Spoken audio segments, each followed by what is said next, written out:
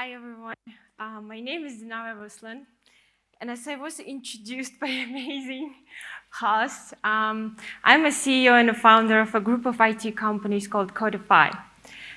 And Codify recently was estimated for over $5 million and opened its headquarters in Singapore. And why this information is important? Because I'm considered to be a serious IT entrepreneur and building IT product and taking IT B2B products from Kyrgyzstan, Central Asia to the global market. And today, on TEDx, I will be sharing a very personal story.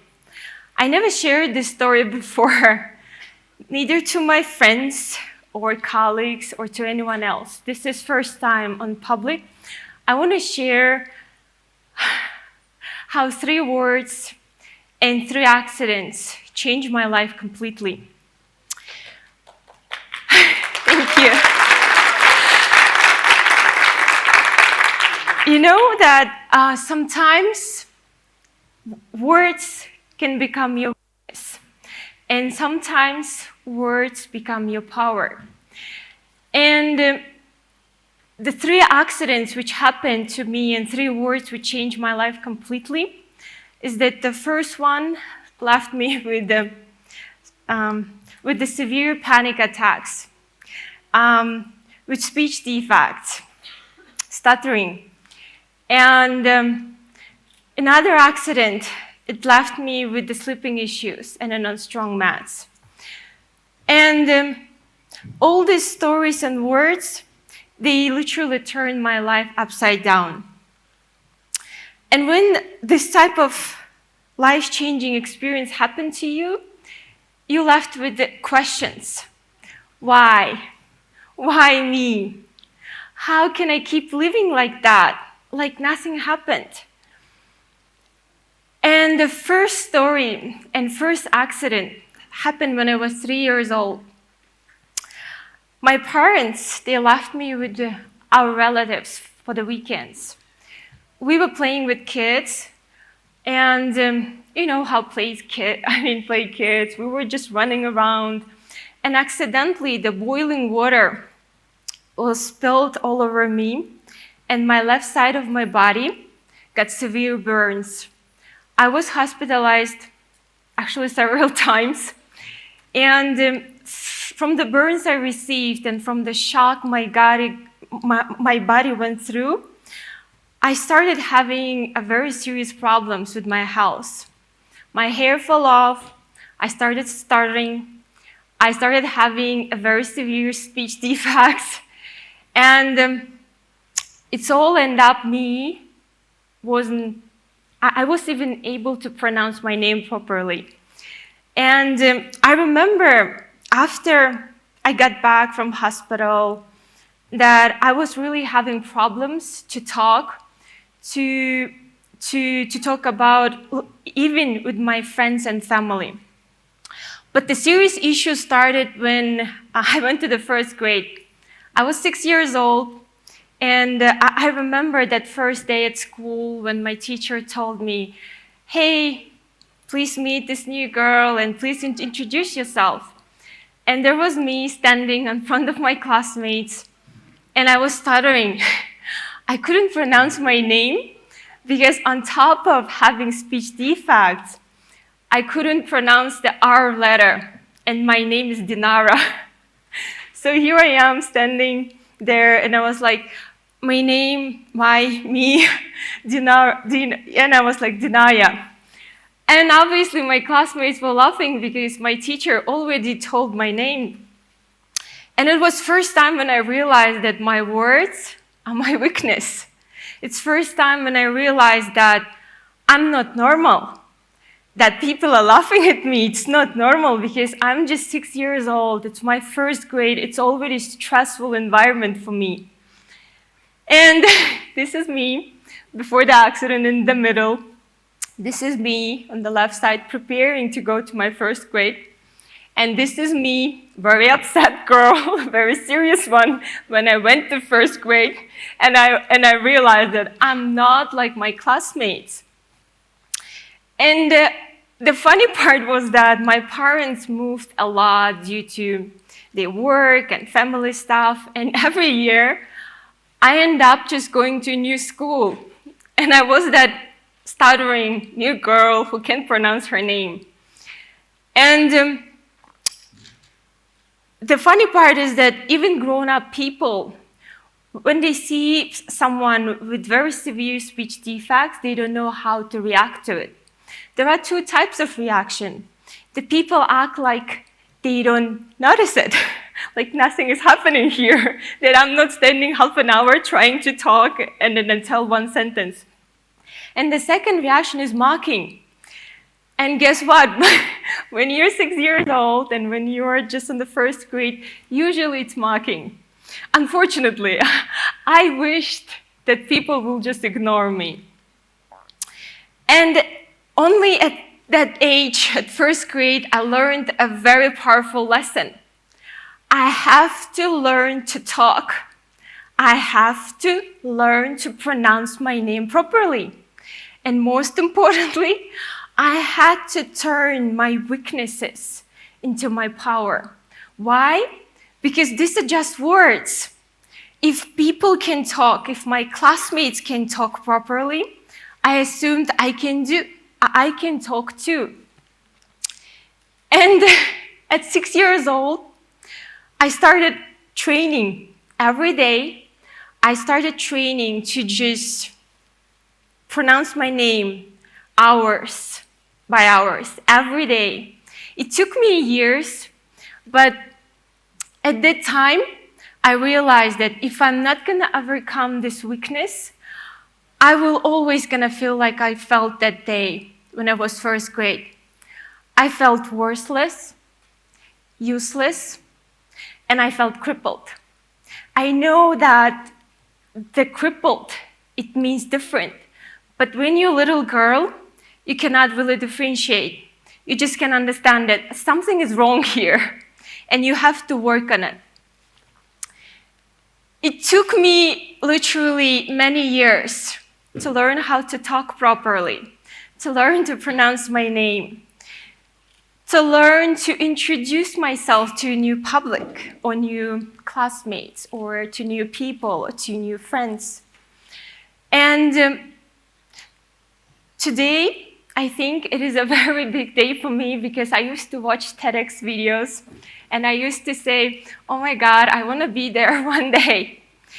And today I can proudly say, standing here in front of you on TEDx, my name.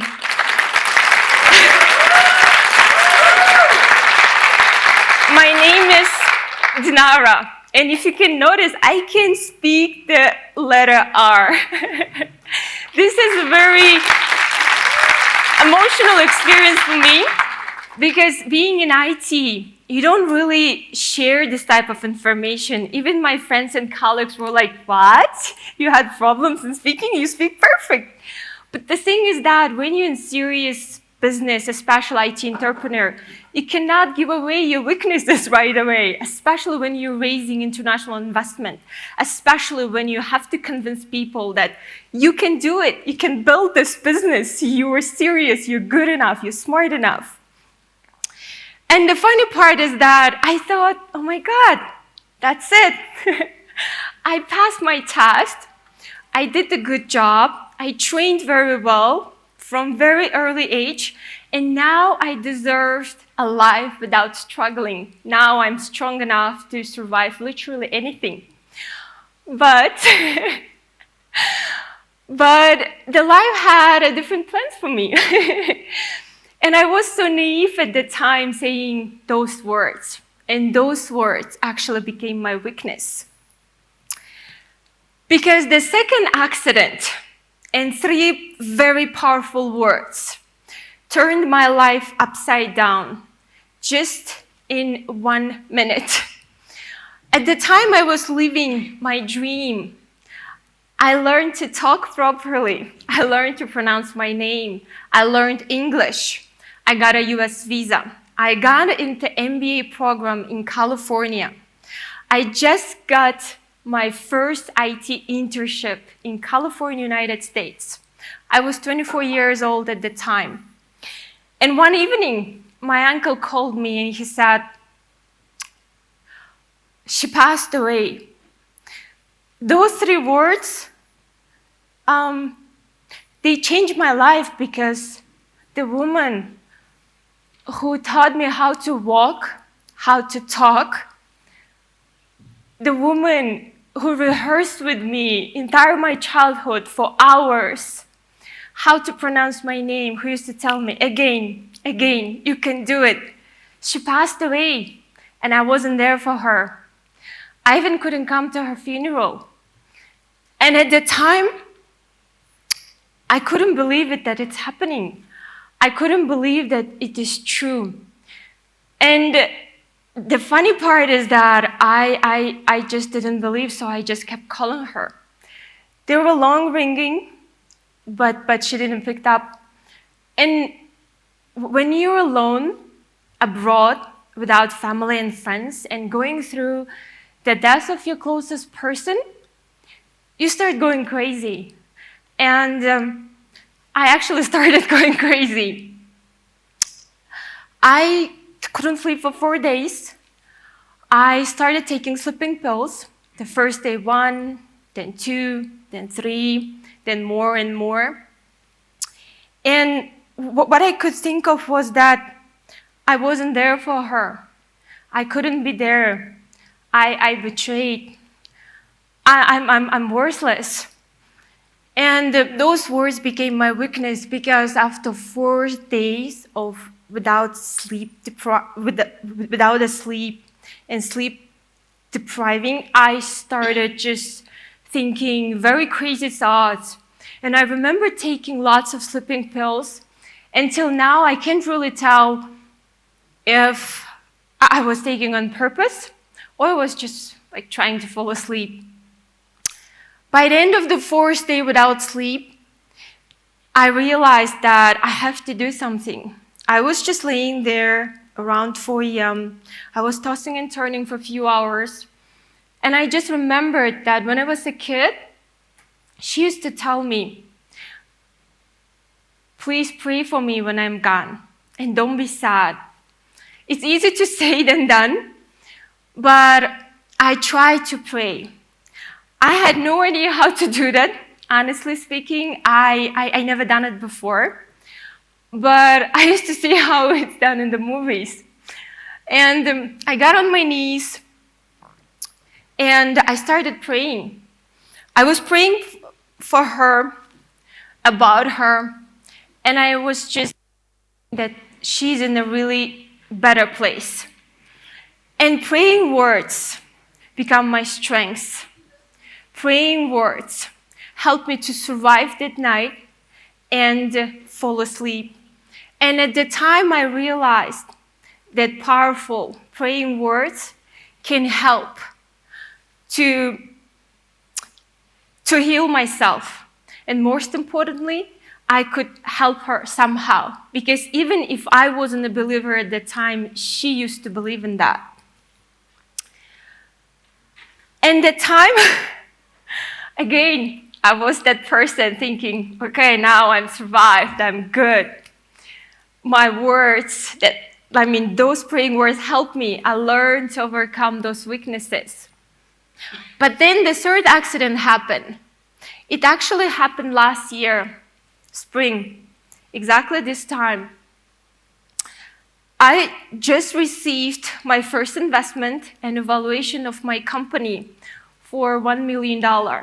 It was a success. It was a story for a girl, for a startup from Kyrgyz Republic to receive such an evaluation on the international market. But at that time, I experienced the cheating and betrayal from closest people in my life. And those 3 words, they changed my life again. And I realized I'm alone. And those 3 words were my weakness. I felt worthless all over again.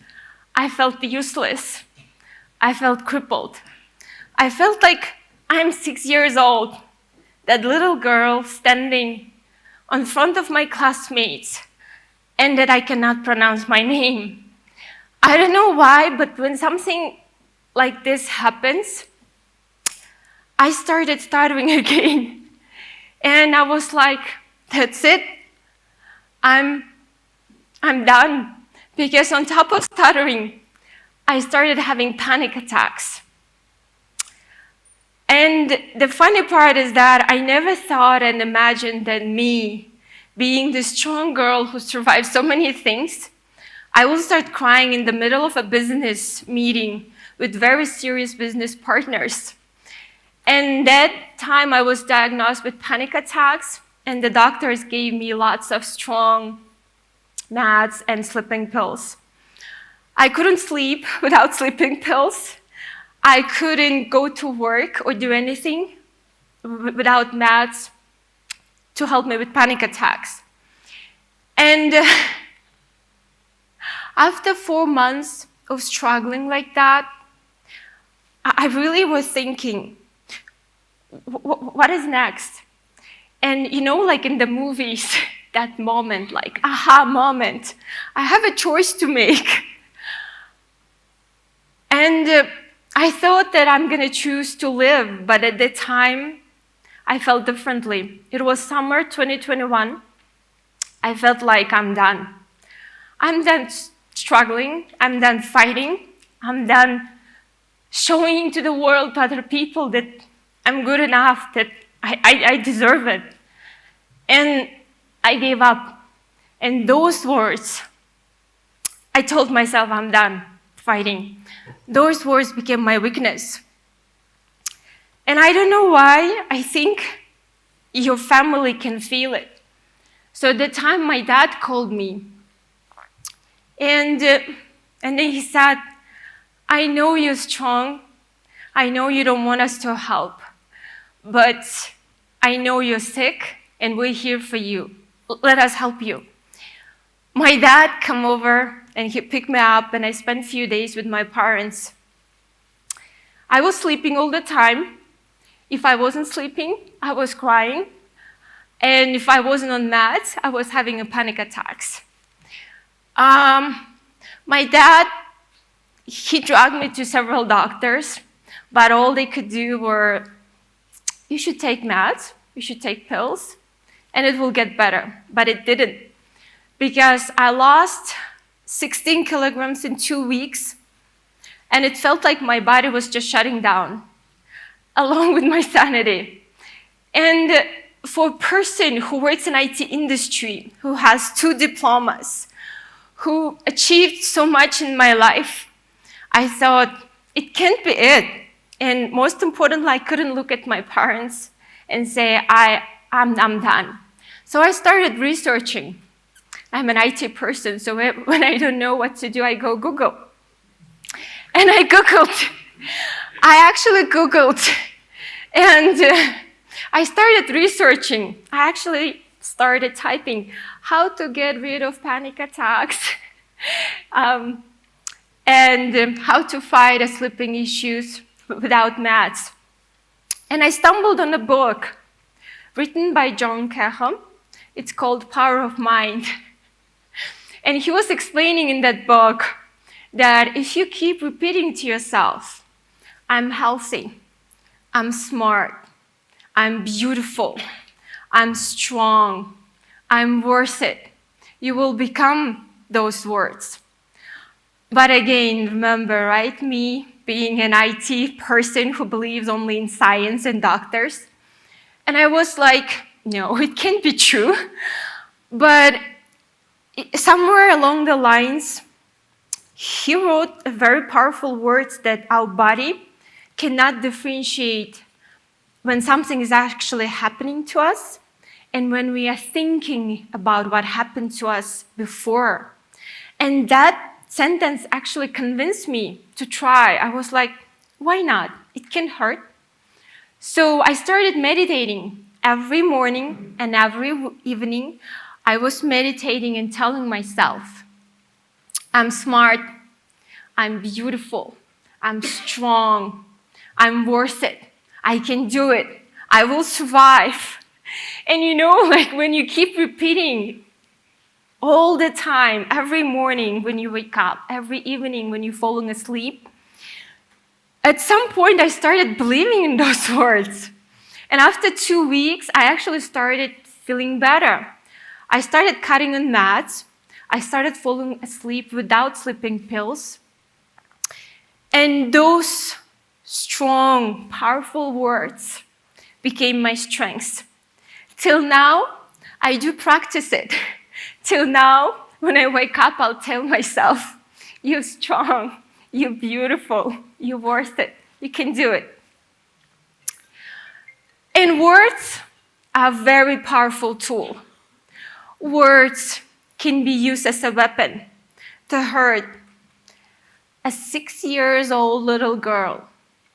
Words can be used to cripple people, to make them feel pain.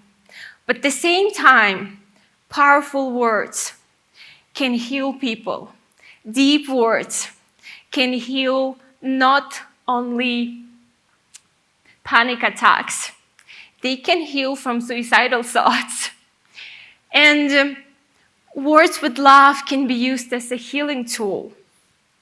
So today I wanted to conclude my TEDx talk with, please use power of words. Please heal yourself every day by telling yourself you're worth it. Please heal your people around you, your family, your friends, to say them, you're worth it, you're beautiful, you're smart. And sometimes just with no reason, to say, I missed you. And most importantly, and most powerful word which can heal anyone, to say, I love you. Thank you so much for your attention.